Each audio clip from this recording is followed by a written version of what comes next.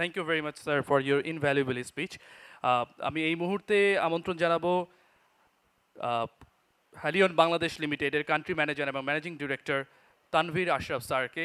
স্যারের মূল্যবান বক্তব্য আমাদের সাথে সংক্ষিপ্তভাবে শেয়ার করার জন্য আবারও আমন্ত্রণ জানাচ্ছি। এরকম সবাইকে একজন ফার্মাসিস্ট হিসাবে, সর্বোপরি একজন মানুষ হিসাবে আজকে এখানে দাঁড়িয়ে আছি। এতদিন ধরে বাংলাদেশে কাজ করছি, এখন একটি মাল্টিন্যাশনাল কোম্পানি বাংলাদেশে কান্ট্রি হেড হিসাবে আছি, ম্যানেজিং ডিরেক্টর হিসাবে আছি। সর্বোপরি যে কথাটি বললাম, একজন মানুষ হিসাবে দাঁড়িয়ে আছি। এই যে মানুষ হিসাবে দাঁড়িয়ে আছি, এর পেছনে আমার জীবনে অল্প কয়েকজন মানুষের অবদান আছে। বাবা মার কথা কখনোই বলতে হয় না, ওনাদের অবদান তো থাকবেই। এমন একজন মানুষ আজকে এখানে স্টেজে বসে আছেন, professor doctor Selim Reza sir. শুধু আমি না, আমাদের ব্যাচের, আমাদের আগের ব্যাচের, আমাদের পরের ব্যাচের অনেক ছাত্র আমরা স্যারের কাছে অনেকভাবে কৃতজ্ঞ। আমরা স্যারের কাছে শুধু স্যারের চৌথা তো পড়েছি, স্যারের চৌথা পড়ে বড় হয়েছি, বাট স্যারের কাছ থেকে আমরা যে মূল্যবোধ শিখেছি, স্যারের কাছ থেকে আমরা যে কাজের প্রতি ডেডিকেশন, এই জিনিসগুলো আমরা দেখেছি ইউনিভার্সিটিতে থাকতে, এই যে এখনও আমরা সেটা ফলো করি। আমি পড়াশোনায় খুব বেশি ভালো ছিলাম না, যে কারণে স্যার আমাকে একটু অপছন্দ করতেন। কিন্তু পরবর্তীতে আমি যখন স্যার দেখলেন আমি ভালো ফুটবল খেলি, স্যার আমাকে না পারতেও পছন্দ করা শুরু করলেন, কিছু করার নেই। তারপরে স্যার দেখলেন যে আমি ডিবেট করি, এবং ঢাকা ইউনিভার্সিটিতে ফার্মেসি ডিপার্টমেন্ট এই 60 ইয়ার্সের ইতিহাসে একবারই ফার্মেসি ডিপার্টমেন্ট ডিবেটে চ্যাম্পিয়ন হয়েছিল। কারণ সবসময় চ্যাম্পিয়ন হতো ইকোনমিক্স, জার্নালিজম, চারুকলা, আর্ট কলা ভবনের ওই ডিপার্টমেন্টগুলোর ডিবেটে চ্যাম্পিয়ন হতো। সবাই মনে করতো ফার্মেসি হয়তো পারবে না, এরা তো আসলে রসকসিন সাবজেক্টে পড়ে। আমরা 97-এ ফার্মেসি ডিপার্টমেন্ট থেকে ফুল ঢাকা ইউনিভার্সিটিতে ডিবেটে চ্যাম্পিয়ন হয়েছিলাম। এটা একবারই হয়েছিল। আমাদের সিনিয়র ফার্মাসিস্ট লাইলা খন্দকার, খুবই নামকরা ফার্মাসিস্ট, উনি ছিলেন আমাদের টিম লিডার। আলিমুজ্জামান, এখন উনি পররাষ্ট্র মন্ত্রণালয়ে আছেন, উনি ছিলেন আমাদের টিম মেম্বার, এবং আমি ছিলাম আরেকজন টিম মেম্বার।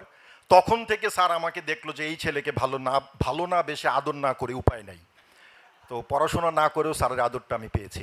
আজকে আমি একটু সুযোগটা নিলাম স্যারকে আমার এই ব্যাপারটা জানানোর জন্য, যে স্যার আপনি আমাকে অনেকভাবে ইনফ্লুয়েন্স করেন। আজকে আসলে ওয়ার্ল্ড ফার্মাসিস্ট ডে উপলক্ষে আমাদের কথা বলার কথা। থিঙ্ক হেলথ, থিঙ্ক ফার্মাসিস্ট, এটা বাংলা করলে কি দাঁড়ায়? আজিবুর রহমান আর মেহেদি হাসান তানভীর খুব সুন্দর বাংলা করেছে, ভাবনায় স্বাস্থ্য, ভাবনায় ফার্মাসিস্ট। আমাদের আরেকজন সিনিয়র ফার্মাসিস্ট দীপক কুমার সাহা, উনি দেখলাম আরেকটি বাংলা করেছেন, স্বাস্থ্য চিন্তা যেখানে, ফার্মাসিস্ট সেখানে। এখন আসলে আন্দোলনের যুগ, এখন আসলে নির্বাচনের যুগ, সামনে নির্বাচন আসছে। স্লোগানটার একটু এরকম হলে ভালো হয়, স্বাস্থ্যসেবা যেখানে, ফার্মাসিস্ট সেখানে। তখন একটু মিছিলে একটু গরম করা যায় আর কি, তাই না? সো না, এরকম বললে হবে না। সো আমি জাস্ট দু একটা কথা বলবো যে এই ওয়ার্ল্ড ফার্মাসিস্ট ডেটা কেন পালন করা হয় 25 সেপ্টেম্বরে। ইন্টারন্যাশনাল ফার্মাসিউটিক্যাল ফেডারেশন বা FIP যাদেরকে বলা হয়, তারা 2009 সাল থেকে এই ফার্মাসিস্ট ডেটা পালন করছে, 2009 সাল থেকে। ইন্টারেস্টিং, এই FIP কিন্তু গঠিত হয়েছে 1912 সালে। Can you imagine? 1912 সালে এই ফার্মাসিউটিক্যাল ফেডারেশনটা প্রতিষ্ঠিত হয়, 1912 সালে। তাহলে কি 1912 সাল থেকে ফার্মেসি পেশা পৃথিবীতে আসছে? না। আপনারা যদি জাস্ট একটু গুগল করেন, এই ফার্মেসি পেশা হিসাবে পৃথিবীতে আছে 1270 সাল থেকে। Can you imagine? 1270 সাল থেকে ফার্মেসি পেশা আছে পৃথিবীতে। সো এই যে ফার্মাসিস্টদের অবজেক্টিভটা কি? দুটো সিম্পল অবজেক্টিভ। এক নাম্বার অবজেক্টিভ হচ্ছে সেলিব্রেশন করা। এই যে আজকে আমরা স্যারকে রিকগনাইজ করছি, আমাদের প্রফেসর সেলিম রেজা স্যারকে, আমরা একে অপরকে কনগ্রেচুলেট করছি, আমরা এই দিনটাতে নিজেরা সেলিব্রেট করব। আমার ওয়াইফকে বলেছি যে আজকে বাসায় যেন ভালো রান্নাবান্না হয়। ও জিজ্ঞেস করলো কারণ কি? আমি বললাম আজকে world pharmacist day, you should congratulate me, and that should be celebrated in our house also. আমি আমার বন্ধু বান্ধবকে বলেছি, আমার আত্মীয় স্বজনকে বলেছি, আজকে world pharmacist day, I am contributing to the country, I am contributing to the society, please congratulate me. So this celebration, হ্যাঁ, এই সেলিব্রেশনটা আমাদের করতে হবে। সেকেন্ডটা কি বলেছে, সেকেন্ড যে অবজেক্টিভটা এফআইপি বলেছে সেটা হচ্ছে এই যে ফার্মাসিস্টদের যে contribution to the society, contribution to the health care sector, এটা মানুষকে জানাতে হবে। আজকে এখানে আমরা যারা আছি, নন ফার্মাসিস্ট কারা আছেন একটু হাত তুলবেন। নন ফার্মাসিস্ট, ফার্মেসির সঙ্গে কোনো সম্পর্ক নাই, একজন পাওয়া গেছে। আমাদের আজকে যারা সবাই এখানে আছি, আমাদের সবার টার্গেট হচ্ছে এই একজন ভদ্রলোককে বুঝানো what we are doing to the society. আপনার কাছে এটা হাসির ব্যাপার মনে হতে পারে, but that is the responsibility. আজকে আমরা এই একজনকে বুঝাবো, কালকে সেটা 2 হবে, 4 হবে, 8 হবে, 16 হবে, 32 হবে, 64 হবে। আমি প্রফেসর সেলিম রেজা স্যারকে আমি কি বুঝাবো ফার্মাসিস্টদের অবদান? আমি আমাদের শ্রদ্ধেয় the most senior person here Belayet ভাইকে আমি কি বুঝাবো ফার্মাসিস্টদের অবদান? আমরা নিজেরা এখানে আলোচনা করে কি হবে? আমাদেরকে মানুষকে জানাতে হবে। আমরা নেক্সট প্রোগ্রামটা টার্গেট করি এই ফার্মাসিস্ট ফোরাম, তারা যেই কাজটা করবে, এখানে যারা বসে আছে আমরা সাইডে দাঁড়িয়ে থাকবো, আমরা আমাদের বন্ধু বান্ধব আত্মীয় স্বজনকে এখানে এনে বসাবো, তখন আমরা বলবো যে the pharmacist what they are doing to the society, that should be our objective. আমরা স্বাস্থ্য মন্ত্রণালয় থেকে নিয়ে আসবো, সেক্রেটারিকে নিয়ে আসবো, আমরা স্বাস্থ্য মন্ত্রণালয়ের সবাইকে নিয়ে আসবো, তাদেরকে এনে আমরা বুঝাবো ফার্মাসিস্টটা কি করছে। জয়া যেই কথাটা বললো পর্দার অন্তরালে, না, আমরা পর্দার অন্তরালের মানুষ না, আমরা সেখানে আর থাকতে চাই না, আমরা সামনের সারির মানুষ, আমাদের সামনে আসতে হবে। আরেকটা ছোট্ট জিনিস বলি, সামনের বছর, এটা বাংলাদেশ ফার্মাসিস্ট ফোরামের কাছে আমার দাবি, আজিবুর এবং মেহেদি হাসানের কাছে, সামনের বছর আমরা আরেকটা কাজ করব। এই যে ফার্মাসিস্টদের পেশা নিয়ে হসপিটাল ফার্মেসি, ইউনো, আমার জন্মের আগে বলাটা ঠিক হবে না, মানে ফার্মাসিস্ট হিসাবে আমার জন্মের আগে থেকেই হসপিটাল ফার্মাসিস্ট বাংলাদেশে চালু হবে, এটা শুনতেই আছি। আমি জব করি আজকে 23 বছর হয়ে গেল, আমার জন্মের আগে থেকেই কথাটা শুনছি। প্রেশার গ্রুপ, যেই প্রেশার গ্রুপটা আমাদের জন্য কাজ করবে, রাস্তায় না, ফার্মাসি স্বাস্থ্যসেবা যেখানে ফার্মাসি সেখানে, এটা করে কোনো লাভ হবে না। তাহলে সেই প্রেশার গ্রুপটা কারা হবে? আপনারা জানেন বিসিএস ক্যাডার আছে আমাদের, এডিশনাল সেক্রেটারি থেকে জয়েন্ট সেক্রেটারি পর্যন্ত 33 জন। Dhaka university, Jahangirnagar university, Rajshahi university কিংবা প্রাইভেটের কেউ কেউ আছেন। আমি শুধু বলেছি এডিশনাল সেক্রেটারি থেকে জয়েন্ট সেক্রেটারি পর্যন্ত, আর 1-2 বছরের মধ্যে সেক্রেটারি হয়ে যাবেন, ডেফিনেটলি হবেন। 33 জন ফার্মাসিস্ট আছেন, আমরা কি তাদের সঙ্গে কানেক্টেড? আমরা তাদের সঙ্গে কানেক্টেড না। আমরা নেক্সট ইয়ারে, আমি ফার্মাসিস্ট ফোরামকে অনুরোধ করব, আমরা এই 33 জন বিসিএস ক্যাডারকে এখানে না, একটা ভালো জায়গায় এনে আমরা তাদেরকে সংবর্ধনা দিব। আমরা তাদেরকে বলবো উই নিড ইউর হেল্প, আমরা আপনাদের সাহায্য চাই। এখন আমাদের ফার্মাসিস্টদের আমাদের এই বৃত্ত থেকে বের হয়ে আসতে হবে যে ফার্মাসিস্টরা শুধু নিজেরা আলোচনা করে। কালকে অনেকগুলো প্রাইভেট ইউনিভার্সিটিতে অনেক আলোচনা হয়েছে, ঢাকা ইউনিভার্সিটিতে আমরা আলোচনা করেছি, কিন্তু আপনি দেখেন আমরা সবাই নিজেরা আলোচনা করছি, আমরা মানুষকে জানাচ্ছি না ফার্মাসিস্টরা কি করছে।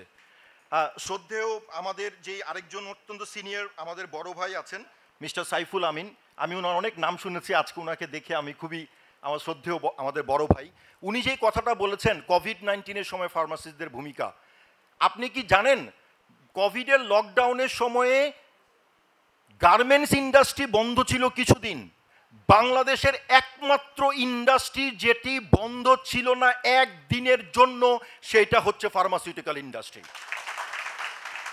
Not a single day.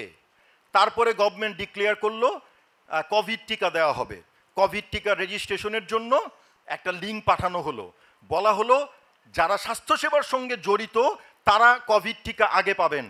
আমি খুব গর্বের সঙ্গে রেজিস্ট্রেশনটা শুরু করতে গেলাম, সেখানে আমি ফার্মাসিস্টার নামটা পাই নাই, সেখানে টেকনিশিয়ান আছে, অনেকেই আছে, 13 না 14টা প্রফেশন ছিল, সেখানে ফার্মাসিস্টদের নামটা ছিল না, যেটা খুবই প্যাথেটিক। WHO-কে আমরা সবাই ফলো করি world wide, world health organization. WHO তারা ডিফাইন করে দিয়েছে হেলথ কেয়ার প্রফেশনাল কারা। 8টা প্রফেশনকে তারা ডিফাইন করেছে হেলথ কেয়ার প্রফেশন। নাম্বার 1 কারা? ডক্টর। সেকেন্ড কারা? ডেন্টিস্ট।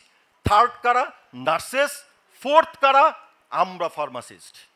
তারপরে আছে 5, 6, 7, 8। আমরা বাংলাদেশে এখনো মানুষ সেটা জানে না, আমাদেরকে সেটা জানাতে হবে।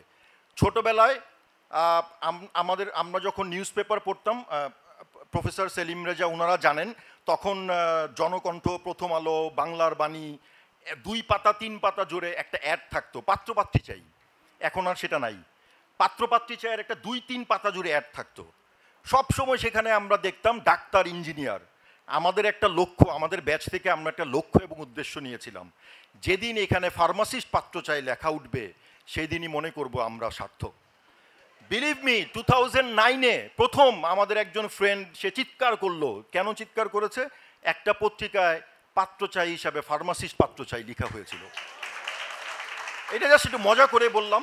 বাট আমাদের এই ফার্মেসি পেশার জন্য আমি জাস্ট, আমাকে অলরেডি চিরকুট দিয়েছে, শেষ করতে হবে, সরি ফর দ্যাট। আমি জাস্ট একটু সামারি করি। আমাদের professor doctor Selim Reza sir এখানে আছেন। স্যার ডিন হওয়ার পর থেকে আমরা দেখেছি এই প্রথম ফার্মেসি ডিপার্টমেন্টের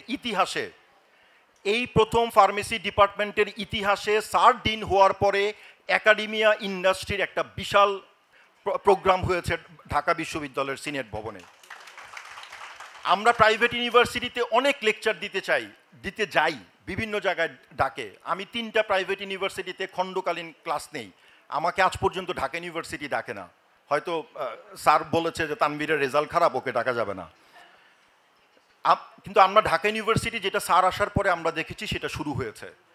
আমরা দেখেছি গতকাল ফার্মাসিস্ট ডে উপলক্ষে এই প্রথম বাংলাদেশের ইতিহাসে স্যার একটি ইনিশিয়েটিভ নিয়েছেন উইমেন হেলথ নিয়ে।